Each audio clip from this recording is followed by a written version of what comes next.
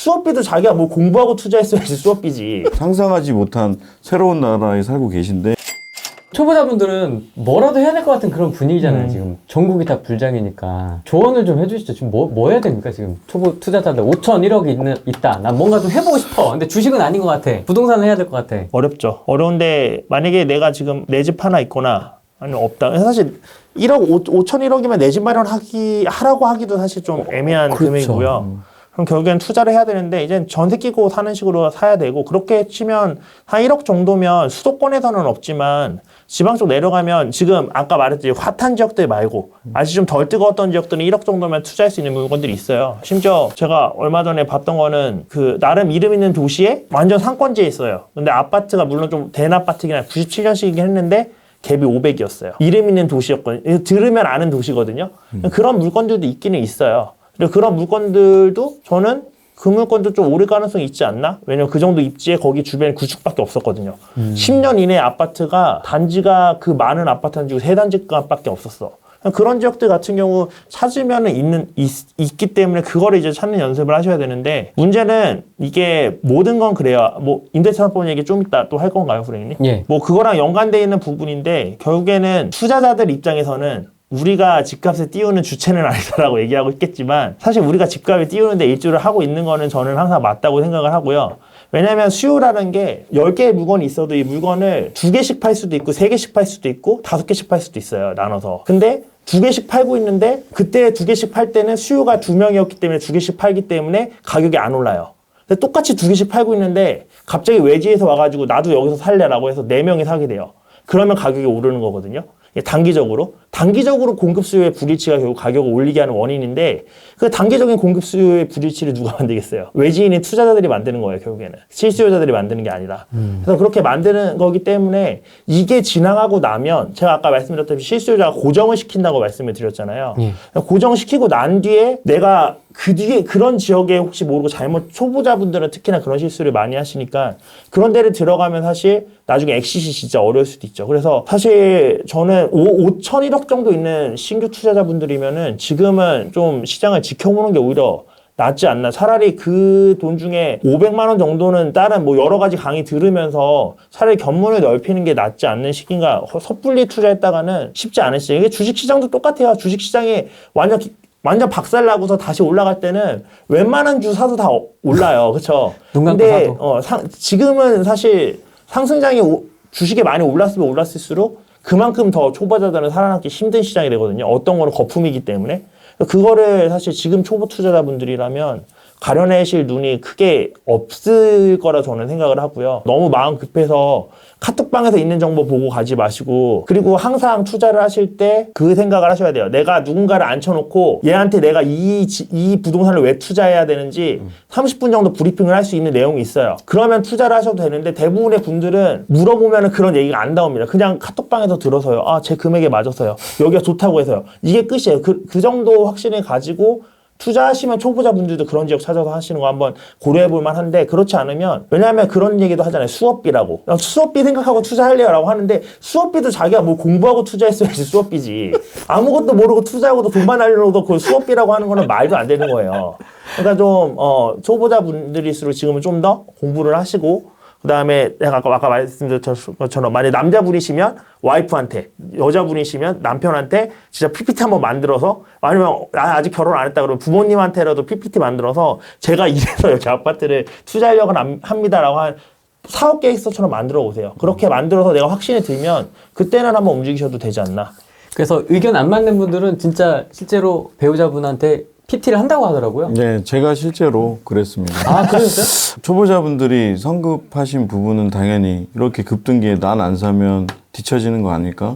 분명히 그럴 수 있습니다. 근데 부동산 시장이라고 항상 수직 상승으로 이렇게 쭉 올라가는 게 아니고 굴곡이 있어서 떨어졌다 올라가고 떨어졌다 올라가다 확 떨어질 수도 있어요. 그래서 본인이 상가격보다 떨어질 수 있는 건데, 요즘 모든 어떤 분들도 이거 뭐 폭락합니다 이런 말을 하는 분들이 가끔은 있죠. 라모씨 뭐 이상한 분 계신데 그 부분을 제외하고는 대부분이 상승을 예측을 하기 때문에 그냥 사놓으면 아무거나 우상향이라고 해서 오른다고 하니 내가 안 사면 더 지각비를 낼 것 같고 이런 불안감이 분명히 있습니다. 근데 당연히 저도 투자를 지금 한지 채 3년 정도밖에 안 됐지만 당연히 왜 한 15년 한 것 같지? 그렇죠. 제가 다른 영업을 오래 했기 때문에 이제 뭐 남들은 한 20년쯤 한 줄 알고 부동산 소장님들도 뭐 당연히 그렇게 생각을 하세요. 근데 다만 그런 포스를 내는 거의 원동력은 저는 최초 투자할 때까지 거의 7, 8개월은 공부를 했던 것 같습니다. 그리고 바생님한테 엄청 혼났죠. 형은 너무 임장을 많이 다녀. 임장 그만 다니고 그냥 사. 아무거나. 그런 소리 정도를 들을 정도가 되시면 가족분이나 누구한테 뭐 사도 너 믿어줄게. 이게 되시면 사십시오. 아, 그러네. 근데 그게 아니면 안 돼요. 근데 저는 그렇게 하고 저희 와이프는 그걸 몰랐기 때문에 제가 그렇게 미친 듯이 임장을 하는 줄을 당연히 제가 쓰러져가는 빌라를 광명에 살 때 저희 와이프의 반응은 마음대로 해. 난 돈 안 보탤 거야. 이거였습니다. 그리고 불과 한두 달 뒤에 뉴스가 나왔죠. 강사 말 듣고 갭 투자한 사람 망했다. 저한테 포워딩에서 카톡으로 답이 왔습니다. 네. 잘한다. 그렇게 뭐 부동산 강의 들으러 다니더니 지금 하락하는 거 샀다고. 그래서 제가 어떻게 했을까요? 바생님 말한 것처럼 브리핑 자료를 만들진 않았습니다. 다만 6, 7개월 동안 그 방대한 그 프리미엄의 재개발 지역의 프리미엄의 흐름을 쭉 제가 캡처했던 걸 다 보여주면서 하나하나 브리핑 해줬습니다. 대부분의 사람들은 재개발 투자나 갭 투자나 뭐 분양권 투자나 구별할 줄 몰라요. 그건 다 똑같은 투자죠. 다만 갭 투자는 아파트에 있는 뭐 전세 레버리지를 일으키는 그런 것들을 뉴스만 보고 떨어지는 광명의 그 지역을 보고 얘기를 하길래 아니다. 난 쓰러져가는 빌라를 샀다. 그리고 사진 찍은 거 보여주고 그런 프리미엄의 흐름. 우리 건 안 떨어지고 올라가고 있어. 산지 한 달밖에 안 됐는데 1,000만 원밖에 안 올랐지만 그렇게 설명을 해줬더니 와이프가 변했습니다. 지금은 프리미엄을 자기 혼자 유튜브 찾아보고 블로그 찾아보고 시세가 오르니까 요즘은 집에서 이제 따뜻한 밥을 잘 얻어먹고 다니고 있습니다. 그리고 이제는 어디 뭐 임장 간다 뭐 2박 3일 어디 간다고 해도 흔쾌히 돈만 많이 벌어와라. 난 빨리 그만두겠다. 뭐 이런 식으로 계속 얘기를 하고 있는데 멋지네요. 그렇죠. 근데 그런 멋지네요를 말을 듣기에 저도 집에서 쫓겨날 뻔도 했고 거의 뭐 이혼 당할 위기까지 왔죠. 미쳤냐 공부를 하라고 했더니 부동산 공부를 한다고 놀러 다니는 줄 알고 있었는데 요즘은 그런 소리는 좀 안 듣고 있는 것 같습니다. 그래서 그만큼 본인이 노력을 하시지 않으면 남들의 정보만 얻어서는 내공이 쌓이지 않습니다. 그 내공이 쌓이지 않은 상태에서 여러 개를 사놓으면 파는 타이밍을 못 잡아서 팔고 나면 2, 3억씩 오르는 그런 신기한 경험을 하시게 되고요. 그런 걸 너무 많이 봅니다. 당연히 팔고 나서 2, 3억 오르니까 저한테는 창피해서 말도 못하죠. 근데 팔았다고 고맙다고 연락 올 때 저는 직언을 합니다. 미쳤냐고. 그거 왜 팔았냐고. 지금 앞으로 더 이제 오를 건데. 그러니까 투자 분석, 지역 분석, 그 상권의 분석, 기타 여러 가지 입주 물량이나 다 봐야 되는 미분양들 그런 것들은 전혀 상관하지 않고 정부의 규제책이 나올 때마다 쫄아가지고 던지는 물건 그런 거 잡으실 수 있으면 되는 겁니다. 제가 보기에는. 꿈찬나님이 이 이야기를 하니까 안 끊겨. 선생님 얘기하지 마세요. 붙었어 갑자기. 이미 그래서 조용하고 있어요. 그 질문이 하나 올라왔는데요. 곽정현님께서 올해 부동산 상승이 코로나로 인한 금리 인하, 유동성 때문인가요? 아니면 정책 때문인가요? 이렇게 질문을 주셨네요. 오히려 유동성 때문에라면 영향이 더 있을 거라고 보고요. 코로나로 인해서 돈 풀기. 근데 사실 코로나로 인해서 돈 풀었다고 해도 아시겠지만 돈 푼 게 그렇게 많이 풀지 않았어요. 뭐 기초생활지원금 이거 저희 100만 원 뭐 이렇게 주고 갔다가 사실 투자할 거 아니잖아요. 그리고 대부분 진짜 대출 대상자들도 진짜 자영업자분들 어려웠었던 분들 저금리 대출해 주신 거기 때문에 그 금액이 이쪽으로 부동산 투자로 흘러왔다? 라고 생각하기에는 저는 조금 어렵지 않나. 그런 건 좀 있지 않을까? 뭐 신용대출이라든지 좀 이제 금리 문턱이 조금 낮아졌으니까. 그렇죠. 근데 금리를 그것 때문에 낮춰준 건 저는 아니라고 생각하거든요. 금리라는 거는 엄청 민감한 부분이기 때문에 단순히 코로나나 뭐 이것 때문에 이렇게 쉽게 낮춰주거나 지원해 주려고 낮춰주지는 않거든요. 오히려 지원해 주려고 금리를 낮췄다가 잘못해서 뻥 터져버릴 수도 있는 거기 때문에 부채가 그것 때문에 저는 금리는 낮췄다고 생각을 안 하고 그냥 미국 따라가고 이러다 보니까 이제 금리가 낮아진 부분이 있다고 보고요. 네. 그래서 그 부분도 그렇고 또 아까 정책적인 부분도 어떻게 보면 이제 정책적인 부분이라고 말할 수는 있는데 그게 단기적인 정책 이슈라기보다는 이미 공급 물량은 사실 7, 8년 전부터 픽스가 돼서 와요. 왜냐면 분양하는 시점에서 이미 3년 뒤 공급 물량은 픽스가 되는 거고 그리고 택지 확보를 하는 거에 있어서 이미 택지 확보는 7, 8년 정도 전에 이루어져야 되기 때문에 7, 8년 뒤에 공급 물량은 거의 택지 확보량으로 어느 정도 픽스가 되거든요. 근데 그게 이미 7, 8년 정도 뒤에 픽스가 된 거기 때문에 그거를 이번 정권에 사실 북치고 장구치고 한다고 해서 크게 바꿀 수 있는 여지는 없었어요. 다만 이 완급 조절을 어떻게 하냐.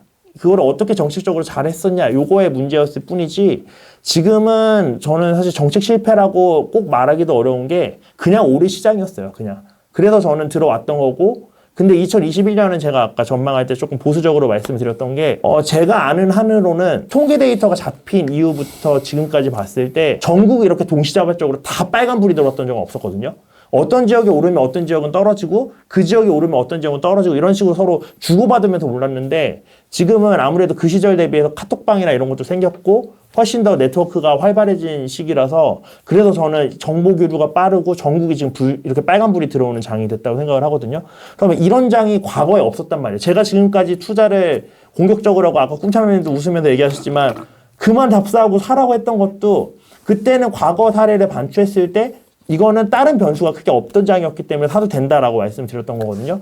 근데 지금은 과거에 없었던 장이기 때문에 지금 가지고 있는 우리의 변수 데이터로 해서 앞으로 이렇게 될 거다라고 대략적인 예측은 가능하지만 거기서 또 우리가 생각하지 못했던 어떤 변수가 터질지 모르기 때문에 내년에는 좀 특히 수도권에서는 좀 보수적인 스탠스를 취해야 되지 않나라는 말씀을 드리는 거고요. 그러면 유동성보다는 수요와 공급이 조금 더 네. 강한 요인이라고 볼 수 네, 있어요. 유동성은 사실 장기적인 요인이에요. 단기적으로 유동성 때문에 이렇게 확 늘어날 수는 없다고 저는 생각을 합니다. 네, 맞습니다. 여기 뭐 안한다님이 얘기하셨네요. 지금 오른 거는 실현되지 않은 수익이기 때문에 그걸 팔기 전까지는 매도하기 전까지는 자기 수익이 아닌 거죠. 카더라식 강사는 주의하셔야 되는 게 맞습니다. 뭐 겸손이란 부분을 저희도 당연히 생각을 하는 거기 때문에 바생님은 제가 아는 강사님 중엔 가장 보수적이고 가장 뭐 투자를 저보고도 자꾸 그만하라고 이제 뭐라고 이제 예전에는 안 한다고 뭐라 그러더니 이제는 그만하라고 이제 뭐라고 얘기를 하는데 뭐 당연히 길게 투자를 하려고 한다면 보수적이어야 된다고 저도 생각을 해요. 하지만 공격적으로 투자를 하는 사람이 당연히 돈은 많이 벌겠지만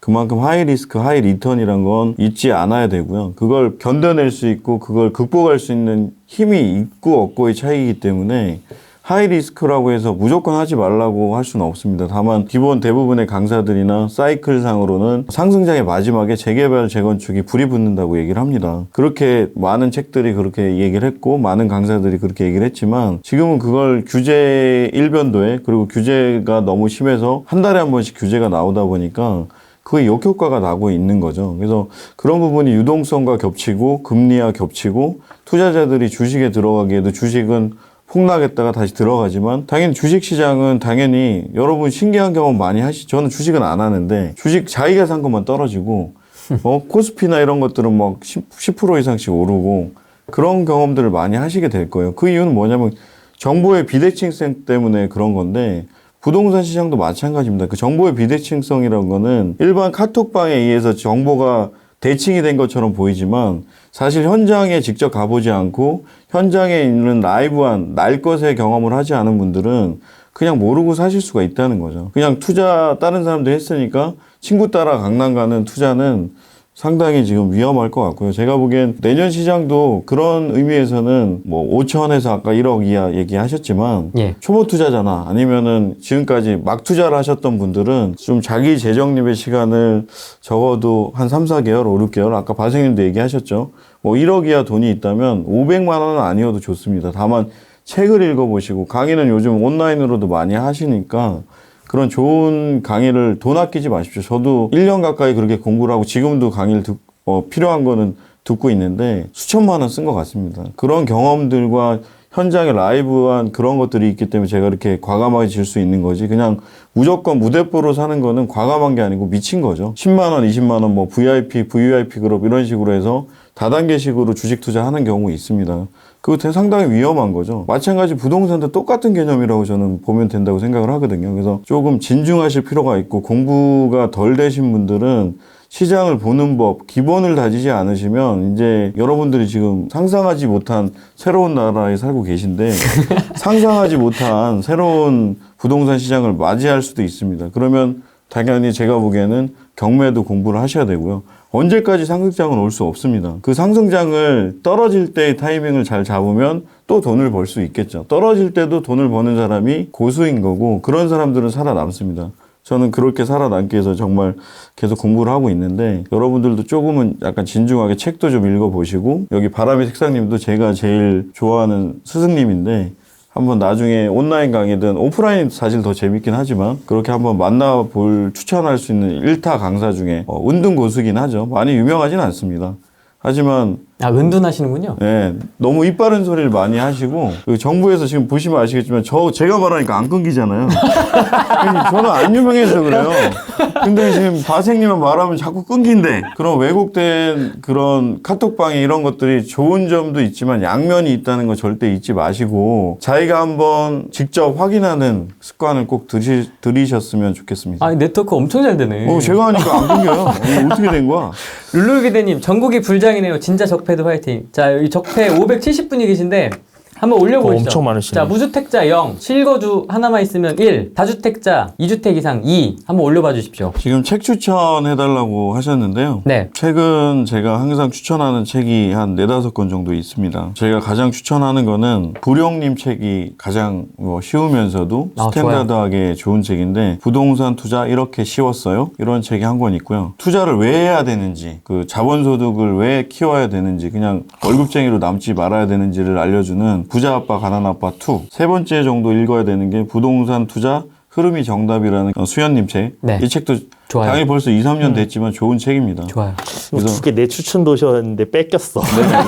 제가 과생님이 추천해줘가지고 제가 읽고 제가 또 하나 이제 마지막으로 제가 재개발 전문으로 투자를 하다 보니까 네. 저는 열정이 넘쳐님이 상을 줘야 될 거예요. 제가 수천 권은 팔아드렸을 것 같은데 저한테 섭외가 안 들어오시네요.